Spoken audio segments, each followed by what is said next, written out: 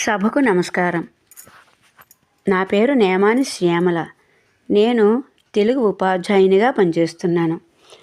పుస్తక సమీక్ష కొరకు నేను ఎంచుకున్న పుస్తకం మన మహోన్నత వారసత్వం. దీనిని అమిరపు నటరాజన్ గారు రచించారు. పుస్తకం యొక్క ప్రధాన పాత్ర తీసుకుంటే మన పూర్వీకుల కథల ద్వారా వ్యక్తిత్వ నిర్మాణం. మన పూర్వీకులు మనకు అందించిన గొప్ప సంస్కృతి, మహనీయుల యొక్క చరిత్ర, నీతి నియమాలతో కూడిన విద్య, సంస్కారవంతమైన జీవనం, స్వామి వివేకానందుని సందేశాలను జోడిస్తూ ఈ కథలను వ్రాసారు. ఏ విద్య మనలో మంచి స్వభావాన్ని రూపొందిస్తుందో, మనోబలాన్ని చేకూరిస్తుందో, బుద్ధిని వికాసవంతం చేస్తుందో, మన కాళ్ళ మీద మనం నిలబడటానికి దోహదపడుతుందో అలాంటి విద్యను విద్యార్థులకు అందించాలి. భారతదేశాన్ని మరింత ఉన్నత దేశంగా తీర్చిదిద్దాలి. దినదినము అంతరిస్తున్న జాతులను రక్షించుకోవాలి. ఎన్ని యుద్ధాలు జరిగినా, ప్రకృతి వైపరీత్యాలు సంభవించినా, ఆచార వ్యవహారాలు తలకిందులైనా తట్టుకొని నిలబడటానికి కారణం మన పూర్వీకుల ధర్మబద్ధమైన ప్రవర్తన. నిజానికి ఈనాటి పిల్లలు తమ పెద్దవారికి, తాతలకు, అమ్మమ్మలకు ఎవరికి కానీ ఏమీ తెలియదనే అపోహలో ఉన్నారు. కానీ అనుభవరీత్యా వాళ్ళ యొక్క విజ్ఞానం కానీ, జ్ఞానం కానీ, విచక్షణ కానీ వీళ్ళకి తెలియవు అనటంలో ఎటువంటి సందేహము లేదు. దానిని ఇప్పటి పిల్లలకు తెలియచేయడానికి రాసినటువంటి ఎన్నో కథలు ఈ పుస్తకంలో పొందుపరిచారు.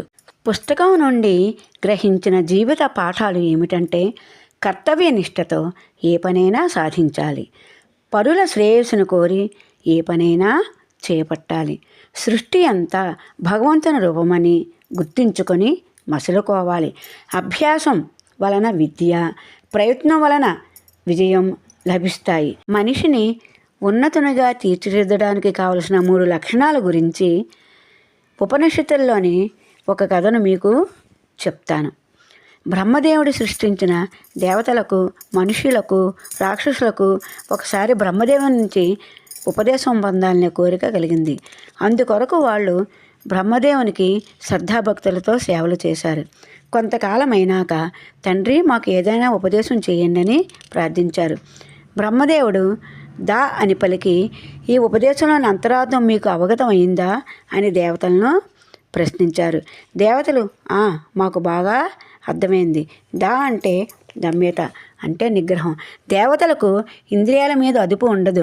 పరమాత్మను చేర్చే పారమార్థిక పథంలో ప్రయాణం చేయాలంటే ఇంద్రియ నిగ్రహమే కదా కావాల్సింది. కాబట్టి దాన్ని అదుపులో ఉంచుకోవాలి, అంతే కదా అని అడిగారు. బ్రహ్మదేవుడు సరే మీకు అర్థమైంది, వెళ్ళిపోండని వారిని పంపించేశాడు. బ్రహ్మదేవుడు మనుషులతో మీకు దా అంటే అర్థమైందా అని అడిగాడు. మనుష్యులు మాకు ఇచ్చిన సందేశానికి అర్థం దత్త. దా అంటే దానగుణం.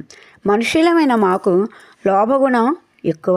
దానిని వదిలించుకొని అందరికీ సహాయం చేస్తూ ఆధ్యాత్మిక మార్గంలో పయనించాలి. అదే కదా మీ ఉపదేశం అని అడిగారు. అవును, మీకు కూడా చక్కగా అర్థమైంది అని వారిని సాగనంపాడు. చివరకు రాక్షసులు వచ్చి, దేవా మరి మా సంగతి ఏమిటి, మాకు కూడా ఉపదేశం చెయ్యండి అని వేడుకున్నారు. బ్రహ్మదేవుడు మళ్ళీ దా అనే అక్షరాన్ని పలికి, మీకు బోధపడిందా అని అడిగారు. రాక్షసులు, గురుదేవా మాకు అర్థమైంది. దా అంటే దయాధ్వం. మేము రాక్షసులం కాబట్టి మాది క్రూర స్వభావం. దానిని సరిదిద్దుకొని దయతో మెలగమని మీరు సెలవిచ్చారు, అంతేనా అని అడిగారు. బ్రహ్మదేవుడు అవునంతే అని, మీకు కూడా ఉపదేశం అర్థమైంది అని వారిని కూడా పంపించేశాడు. మనిషి ధర్మ మార్గంలో పయనించాలంటే దమ్యత, దత్త, దయాధ్యం ఈ 3 లక్షణాలు కలిగి ఉండాలి అనడంలో ఎటువంటి సందేహము లేదు. ప్రపంచ మానవాళి ధర్మాన్ని అనుసరించి పయనం సాగించాలి అంటే ఇటువంటి కథలను పఠనం చేయటం వలననే సాధ్యపడుతుంది. నిరాశాభావాన్ని పోగొట్టి ఆత్మవిశ్వాసాన్ని పెంపొందిస్తుంది. స్వామి వివేకానందుని లాంటి గొప్పవారి ఆశయాలను సాకారం చేయటానికి ఈ పుస్తకాలు ఎంతో దోహదపడతాయి. అందువలననే ఈ పుస్తకం చదవమని ప్రేరేపిస్తాను. జై హింద్. ధన్యవాదాలు.